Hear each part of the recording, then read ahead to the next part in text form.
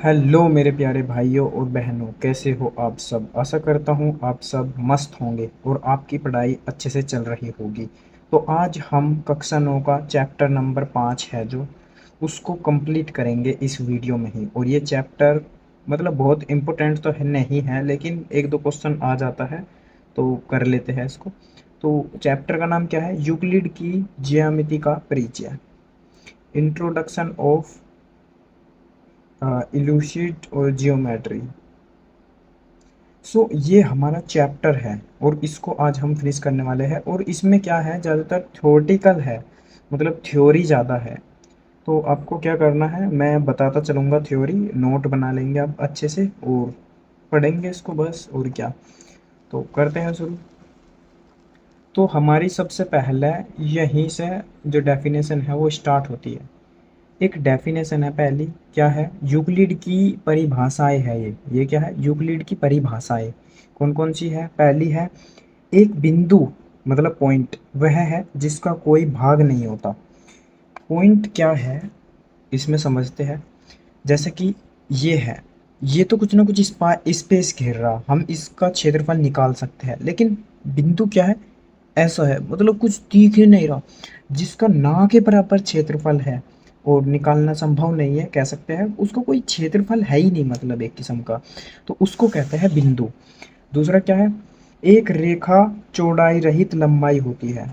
एक रेखा है, दूसरा पॉइंट में क्या है? एक रेखा है, इसकी चौड़ाई नहीं होती, ओनली लंबाई होती है। आप देख सकते हैं लंबाई है तो इसकी कोई चौड़ाई नहीं होती। तो यही कहना चाह रहा कि चौड़ाई रहित होती है। तो अब अगला पॉइंट क्या है? एक रेखा के सिरे बिंदु होते हैं। एक रेखा है कोई, मान लीजिए यही रेखा है, या और इसकी रेखाओं के ये दो सिरे होते हैं ना, ये बिंदु होते हैं। दो बिंदुओं को मिलाकर ही एक रेखा बनती है। तो जो दो बिंदु हुए ये क्या है? एक रेखाओं के सिरे हुए दोनों बिंदु। अब अगला पॉइंट क्या है? एक सरल रेखा वह रेखा है जो कि स्वयं पर बिंदुओं के बराबर रूप से स्थित होती है। ये क्या कह रहा है? एक सरल रेखा वह रेखा है, एक सरल रेखा है, देखते हैं।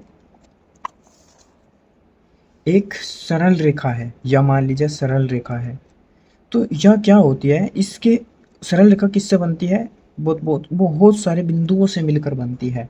तो ये कह रहा कि एक सरल रेखा वह रेखा है, एक सरल रेखा है या जो, या वह रेखा है जो कि स्वयं पर बिंदुओं के बराबर होती है।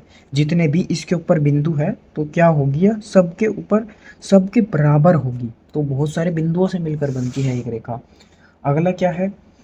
एक पृष्ठ वह है जिसकी केवल लंबाई और चौड़ाई होती है। जैसे कि मैं दिखा देता हूँ आपको, एक पृष्ठ क्या होता है। जैसे कि मैं ये एक बॉक्स लेकर आता हूँ, माइक का बॉक्स ले लिया मैंने। जैसे कि ये बॉक्स है, तो इस बिंदु की मतलब इसकी क्या है, आपको ये कनोरे दिख रहे होंगे, ये हुई, ये हुई और ये हुई। ये क्या है? ये एक रेखा है। इस पॉइंट में यही कहने का मतलब है, एक पृष्ठ वह है जिसकी केवल लंबाई एवं चौड़ाई होती है।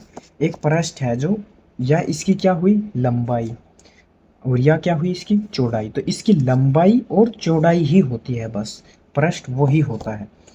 अब अगला क्या है? अगला पॉइंट है हमारा छठा पॉइंट। छठे पॉइंट में क्या है? पृष्ठ के किनारे रेखाएं होती है, जो मैंने अभी बताया था इससे पहले पॉइंट में। जो एक पृष्ठ है एक, इसकी जो रेखाएं है ये किनारे, ये जो किनारे होती है इन्हें ही रेखाएं कहते हैं, ये रेखाएं होती है। अगला क्या है? वह पृष्ठ जो कि स्वयं पर सरल रेखा के साथ सपाट रूप से स्थित होता है समतल पृष्ठ कहलाता है। इसमें क्या कह रहा है? वह पृष्ठ जो कि स्वयं पर सरल रेखाओं के साथ सपाट में स्थित होता है। जैसे कि एक सपाट है ऐसे, तो सरल रेखाएं होती है इसमें, जैसे कि ये ऐसे भी होती है। तो सरल रेखाओं पर ही एक सपाट बनता है। मतलब इसका कहने का मतलब क्या है?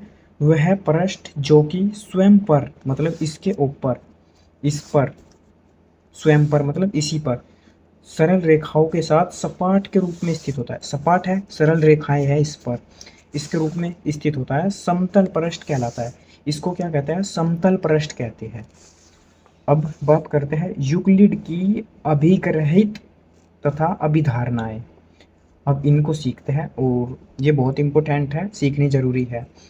तो यूक्लिड की अभिग्रहित, आइए अब यूक्लिड की कुछ अभिग्रहित निम्न प्रकार है, देख सकते हैं आप। तो पहला क्या है, पहला अभिग्रहित मतलब पहले अभिग्रहित क्या है, वे वस्तुएं जो एक ही वस्तु के बराबर होती है, एक दूसरे के बराबर होती है।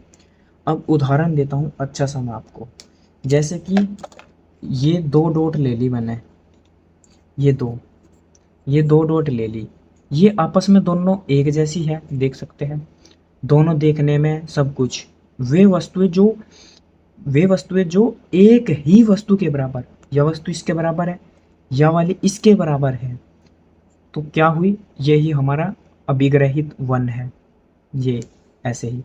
अब आई दूसरी की बारी। दूसरी क्या है, दूसरी में है यदि बराबरों को बराबर में जोड़ा जाए तो पूर्ण भी बराबर होती है। मतलब कि यूँ कहना चाह रहा कि कोई दो बराबर संख्या है, मान लीजिए यहाँ पर 5 लिखा और बराबर में क्या है, 6 है, सॉरी बराबर में क्या है, 5 ही है, क्योंकि 5 का 5 ही होगा। तो यूँ क्या कह रहा, बराबर में अगर कुछ भी जोड़ा जाए, मतलब मान लीजिए मैं इसमें जोड़ दूँ 2 और इस साइड भी जोड़ना पड़ेगा, कितना हुआ, 7 बराबर 7, तो ये भी क्या होगा, बराबर ही होगा, जो इसका पूर्ण होगा वो भी बराबर ही होगा। ऐसा नहीं हो सकता कि मतलब एक ही संख्या जोड़ी हमने तो ये बराबर आ गया लेकिन ये नहीं, मतलब ये संख्या कुछ आई ये अलग, ऐसा हो नहीं सकता, बराबर ही होगा। अब बात करते हैं थर्ड अभिग्रहित की। थर्ड नंबर में क्या है, थर्ड नंबर में कह रहा हूँ यदि बराबरों को बराबर से घटाया जाए तो शेषफल भी बराबर होते हैं।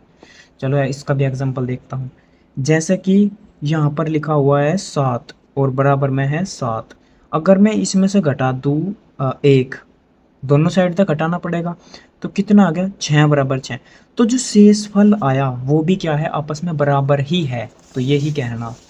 चौथा क्या है, चौथी अभिग्रहित है, वे वस्तुएं जो कि परस्पर एक दूसरे के संपाती होती है, एक दूसरे के बराबर होती है। संपाती मतलब क्या होता है, जैसे कि एक ये लाइन खींच दी, इसके ऊपर ही एक और लाइन खींच रही, तो ओबियसली दोनों के दोनों आपस में बराबर तो होगी ही। अब मैं जैसे कि ये ले लेता हूँ, ये दो डॉट है, यह है, इसके ऊपर यह रख दी, तो दोनों एक दूसरे के बराबर नहीं दिखती, दोनों एक दूसरे के बराबर ही है, यही संपाती है। और अब अगला पॉइंट क्या है, अगला पॉइंट है पांचवा। पांचवें पॉइंट में कह रहा हूँ संपूर्ण भाग अपने भाग से बड़ा होता है।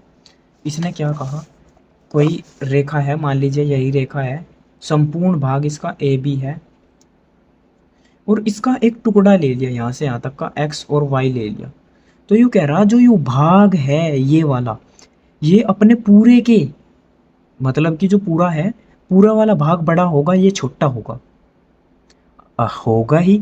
अब मान लीजिए मैं कुछ आपको उदाहरण दे देता हूँ, जैसे कि आपकी मम्मी की आयु है, तो वो हमेशा आपसे बड़ी ही होगी, मतलब उनकी आयु ज़्यादा ही होगी, ऐसा कभी नहीं हो सकता कि आपकी आयु उनसे बड़ी हो जाए। तो यही एक अच्छा उदाहरण है इसका।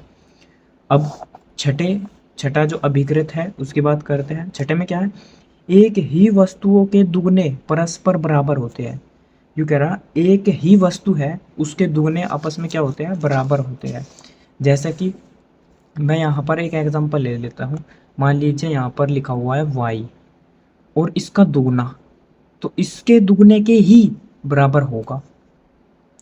कोई वस्तु है, जैसे कि यह लाइन है यहाँ से यहाँ तक और ये बीच में से काट दी, तो क्या होगा, इसको मान लिया ए बी सी, तो यह दूरी है, यह इसके दोगुने के बराबर होगी, मतलब कि जो ए बी है वो 2AC के बराबर होगी, अपने ही उसके दुगनी होगी, यूं ही कह रहा है इस अभिग्रहित में।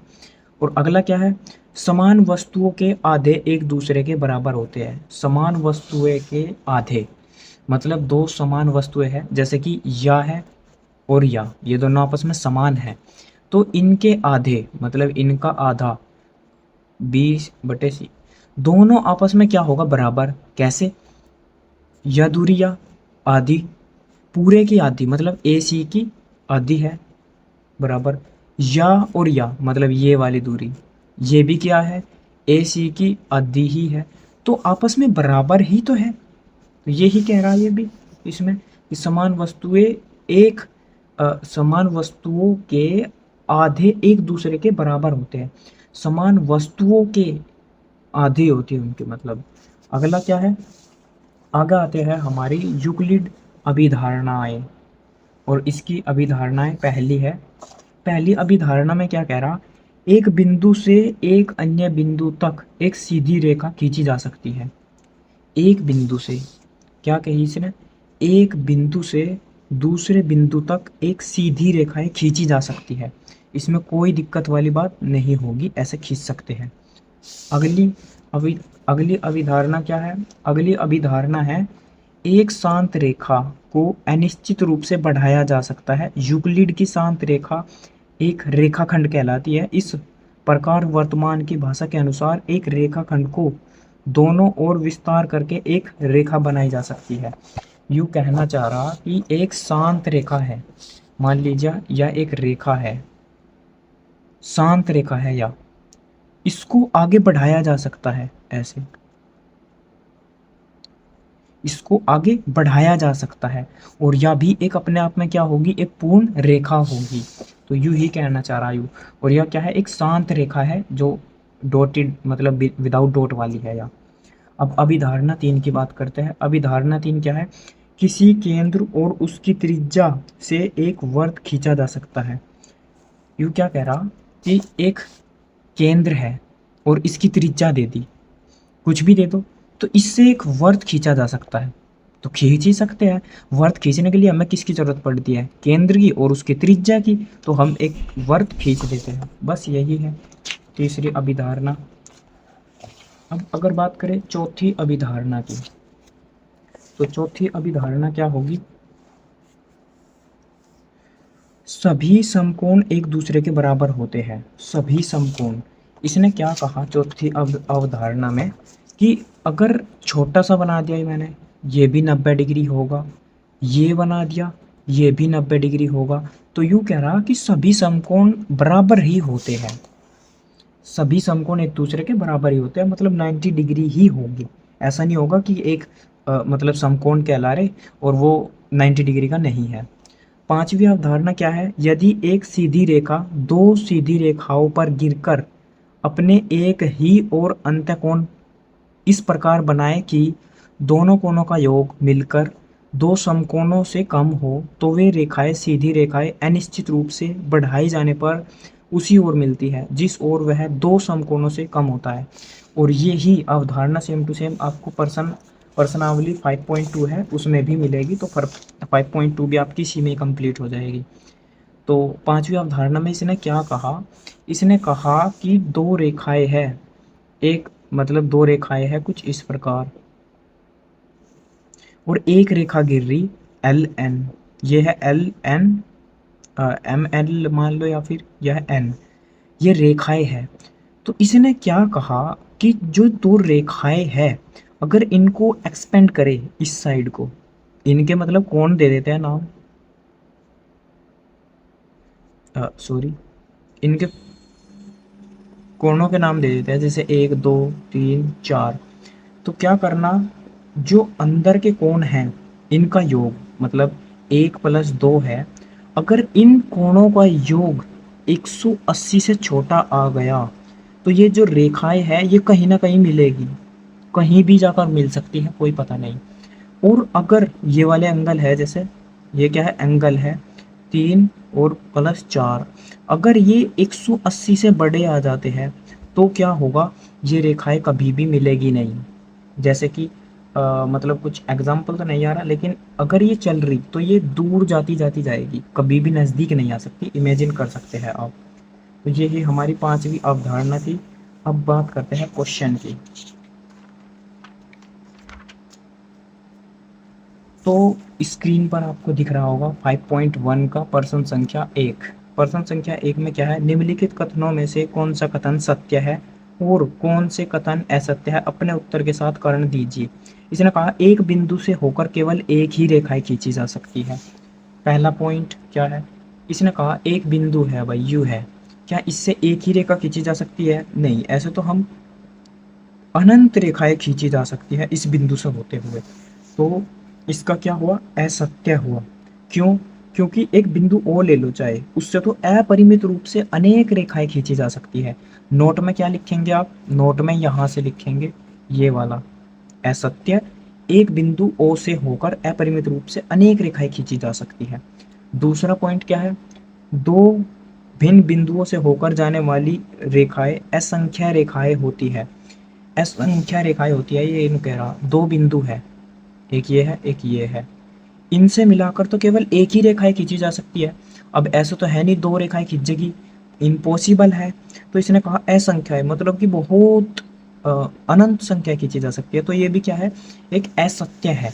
और आप इसकी डेफिनेशन में क्या लिखेंगे, इसकी डेफिनेशन आप देख सकते हैं, आप लिखेंगे असत्य, दो भिन्न बिंदुओं से होकर केवल एक ही रेखाएं खींची जा सकती है।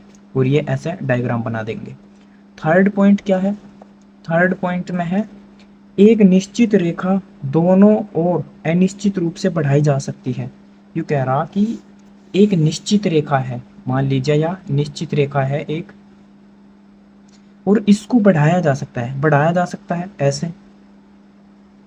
तो यही है, एक निश्चित रेखा क्या है, ए बी है, तो इसको बढ़ाया जा सकता है डॉटेड लाइन द्वारा।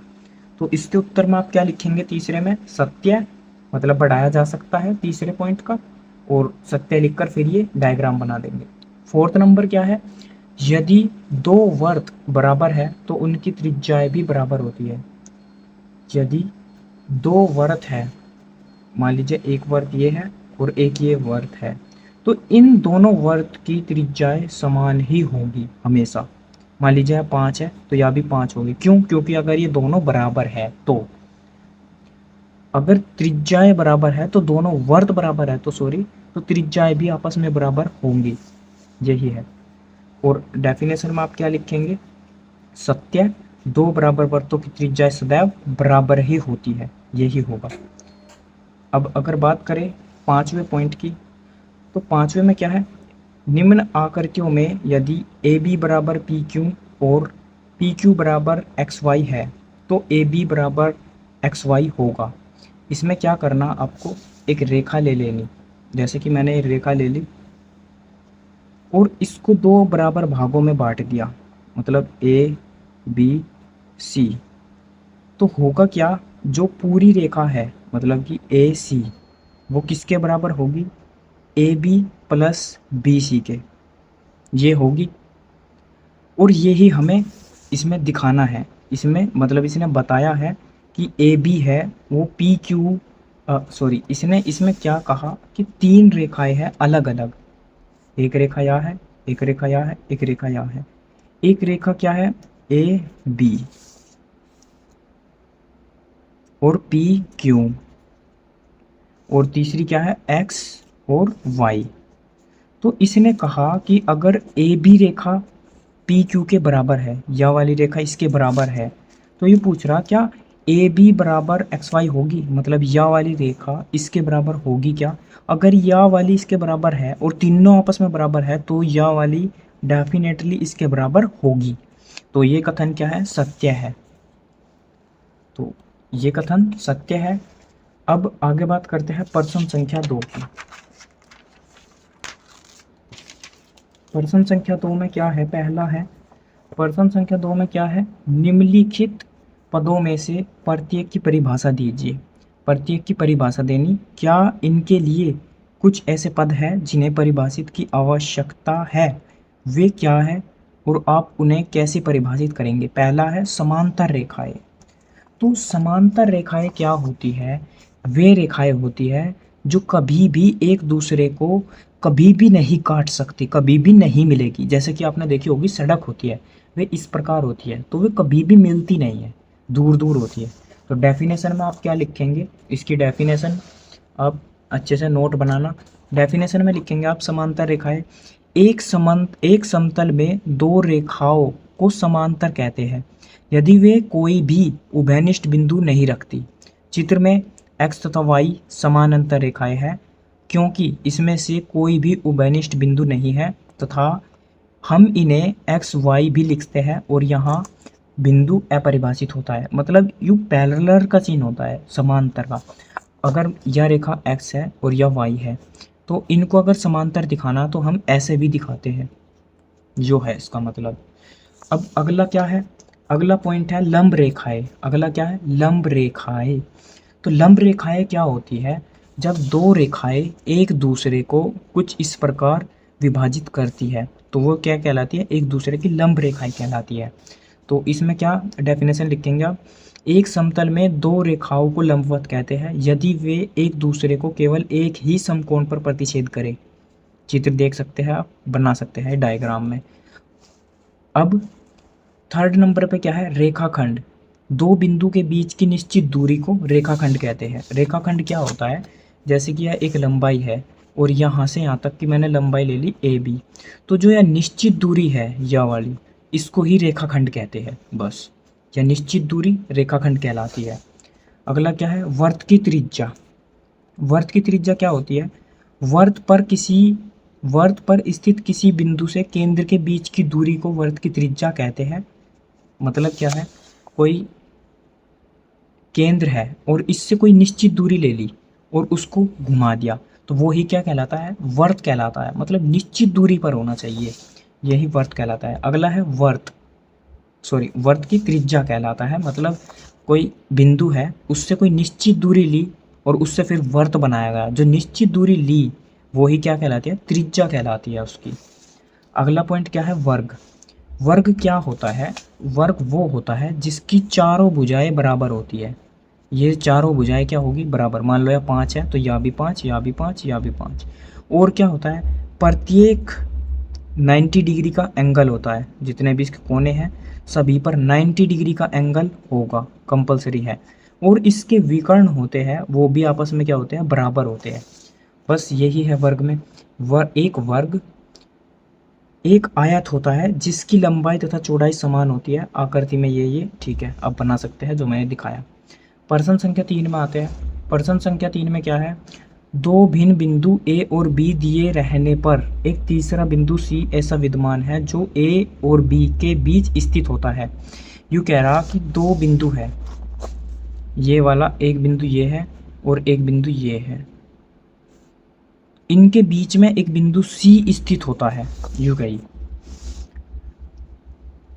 अगला पहला पॉइंट, अब इसके थोड़ा सा आंसर को देखते हैं। आंसर में क्या है, यदि दो बिंदु, जो बताया वही है, यदि दो बिंदु ए तथा बी दिए गए हैं तब एक तीसरा बिंदु सी अस्तित्व में है जो बिंदु ए तथा बी के बीच में होता है। अस्तित्व में होता है, ये बीच वाला बिंदु होता है जो। और दूसरा पॉइंट क्या है, यहाँ कम से कम ए से 3 बिंदु विद्यमान है कि वे एक रेखा पर स्थित नहीं है। मतलब ये दिखाना है, जैसे मैंने डायग्राम बनाया। तो दूसरे में क्या है, दो बिंदु तो ये ले लिए, एक बिंदु यहाँ ले लिया, तो ये एक रेखा में नहीं है तीनों बिंदु, देख सकते हैं। ऐसा ही डायग्राम बनेगा और डेफिनेशन आप लिखेंगे, यहाँ से अच्छे से नोट बना लेंगे। तो डेफिनेशन क्या है इसकी, यदि दो बिंदु ए तथा बी दिए गए हैं तब हम एक बिंदु सी ले सकते हैं जो बिंदु ए तथा बी से होकर जाने वाली रेखा पर स्थित नहीं है, जैसे मैंने डायग्राम में दिखाया आपको। ये अभिधारणाएं यूक्लिड की अभिधारणाओं से प्राप्त नहीं होती। जो ये दोनों अवधारणाएं हैं, ये यूक्लिड की जो अभिधारणाएं हैं उनसे प्राप्त नहीं होती। आपने पढ़ा है तो पीछे ऐसा कोई जिक्र नहीं हुआ। फिर भी ये अभिग्रहों से प्राप्त होती है। यूक्लिड अभिधारणा एक कहती है कि दिए हुए दो बिंदु से होकर एक अद्वितीय रेखा खींची जा सकती है। दो बिंदुओं से मतलब केवल एक ही रेखाएं खींची जा सकती है, ये कह रहा है ये। प्रश्न संख्या 4 क्या है, यदि दो बिंदुओं ए और बी के बीच एक बिंदु सी ऐसा स्थित है कि ए बी बराबर बी सी है तो सिद्ध कीजिए कि ए सी बराबर क्या होगा, बी सी बटा 2 है। आकृति खींचकर स्पष्ट कीजिए। तो प्रश्न संख्या 4 अच्छे से समझो क्या कही इसने। इसने कहा एक रेखा है ए बी, इसके बीच में एक पॉइंट लिया सी। इसने क्या कहा कि ये दूरी आपस में क्या है, बराबर। ए सी बराबर है सी बी के, यह दूरी इसके बराबर है दोनों। तो सिद्ध क्या करना, यह दूरी जो पूरी की पूरी दूरी है या इसके हाफ के बराबर होगी। अब कैसे है, अगर ए बी दूरी लिखूं मैं तो बराबर किसके होगी, वह ए सी प्लस बी सी के होगी। ए बी बराबर, अब ए सी की जगह क्या रख सकता हूं मैं, बी सी। अब क्वेश्चन में देखते हैं कौन सा सिद्ध करा रहा है, ए सी बी ए बी सिद्ध करा रहा।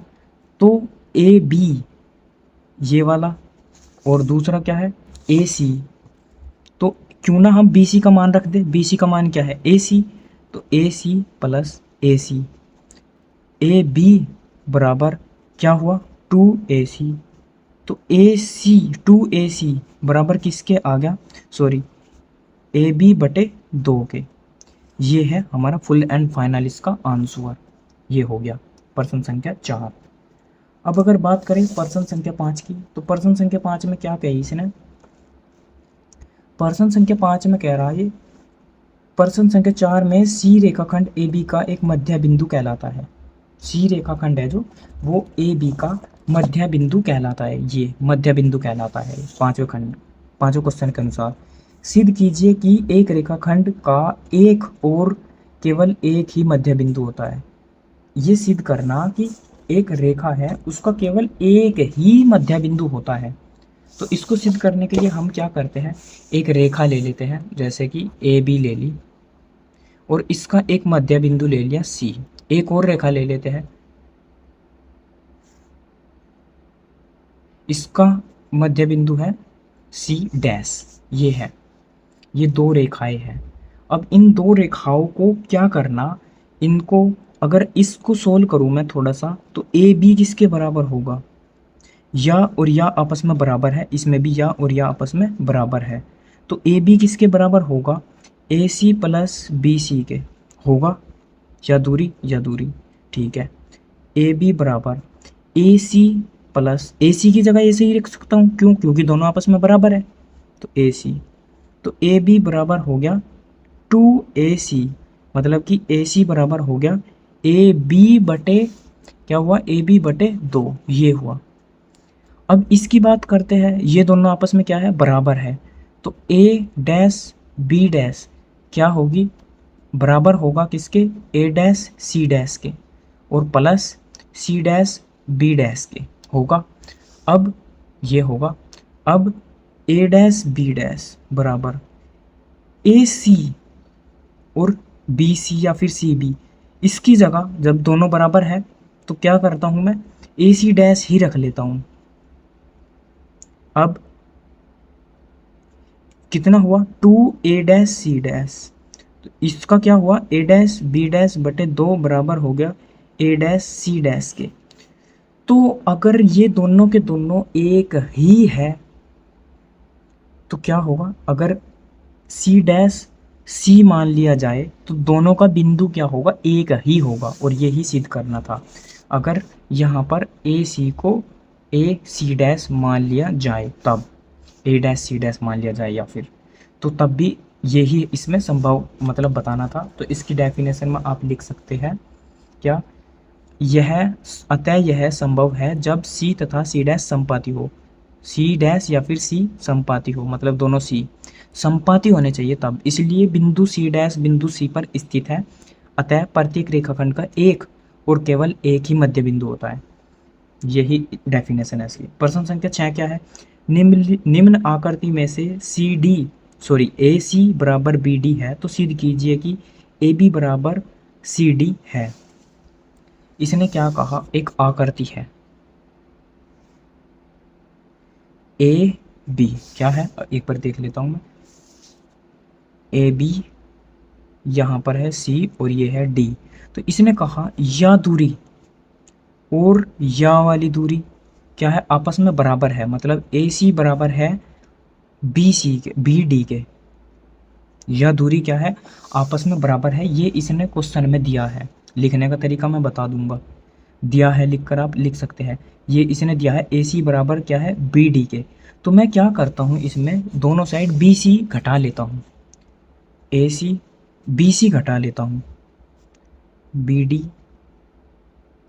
अगर बी सी घटाता हूँ मैं, ए सी है इसमें तो बी सी घटा दिया, कितनी बची ए बी।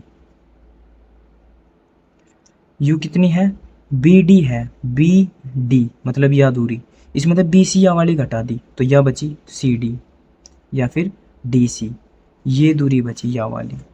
तो ये ही सिद्ध करना था इसमें, देख सकते हैं ए बी बराबर डी सी या फिर सी डी, यही सिद्ध करना था, ये देख सकते हैं। अब बात करते हैं प्रश्न संख्या 7 की। तो प्रश्न संख्या 7 में क्या है, यूक्लिड की, क्या है, यूक्लिड की अभिग्रतों की सूची में दिया हुआ अभिग्रत 5 एक सर्वव्यापी सत्य क्यों माना जाता है। ध्यान दीजिए कि यह प्रश्न 5वीं अवधारणा से संबंधित नहीं है। तो क्वेश्चन को देखते हैं, इसमें मतलब जो आंसर है, यू इसमें क्या कहना चाह रहा, यू कहना चाह रहा कि एक रेखा है, मतलब यह मान लो 8 सेंटीमीटर है और इसका एक खंड है 5 सेंटीमीटर का। इसको पढ़ते हैं पहले, जब समझने की कोशिश करते हैं।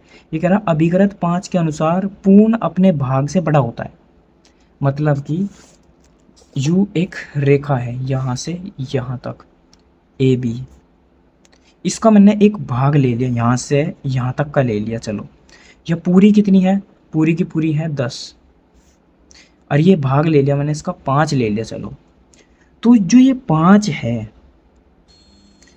जो 5 है वो 10 है जो, तो 10 तो छोटा ही होगा, पूर्ण कितना है 10, यू इसी का ही भाग है 5, तो यू हमेशा ही इससे बड़ा होगा, जिसमें एग्जाम्पल दिया था वो, लेकिन ये उसका नहीं है, ये कह रहा। क्यों, देखते आगे पढ़ते हैं। पूर्ण अपने भाग से बड़ा होता है, ये सार्वत्रिक सत्य है। माना एक रेखाखंड पी क्यू 8 सेंटीमीटर तथा इसके अंतर्गत एक बिंदु आर की कल्पना इस प्रकार की जाती है कि पी आर 5 सेंटीमीटर है, मतलब यह दूरी। अतः स्पष्ट है कि पी आर रेखाखंड पी क्यू का एक भाग है तथा आर के अंतर्गत स्थित है। चूंकि पी आर पी क्यू से छोटा है अतः पूर्ण अपने भाग से बड़ा होता है।